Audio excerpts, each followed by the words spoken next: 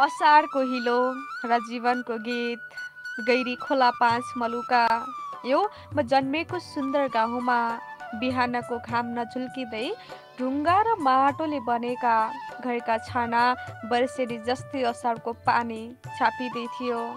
त्यही वर्षासँगै गुना डाँडाको खेतबाट एउटा लय पनि सुनिन्थ्यो। गोरुका पाइला हलोको चर्को आवाज अनि हल्का हल्का गुनगुनाहट। त्यो लयको मूल पात्र थिए गाउँका एक इमान्दार र परिश्रमी किसान धनबहादुर गुरुङ।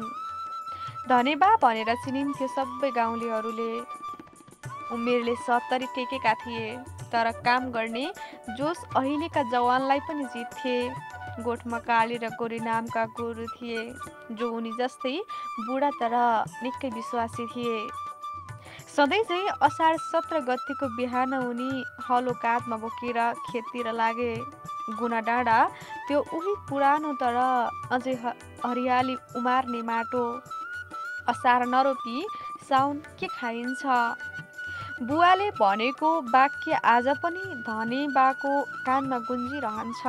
त्यसैले आकाशबाट पानी झर्न थालेको हेरेपछि उनले ढिला गरेनन्। बारी झर्दा बाटो निकै हिलाम्य थियो। गोठको छानो पानीले गर्दा चुहिँदै पनि थियो। तर ती साना साना कुरालाई धनेबाले ध्यान दिएनन्। उनको ध्यान खेतमा धानको बेर्ना रोप्न अनि भोकमरी टार्ने सङ्घर्षमा थियो। जीवनले उनलाई 100 चोट दिएको थियो तर उनले कहिल्यै खेत जोडेनन् अनि खेत पनि छोडेनन्।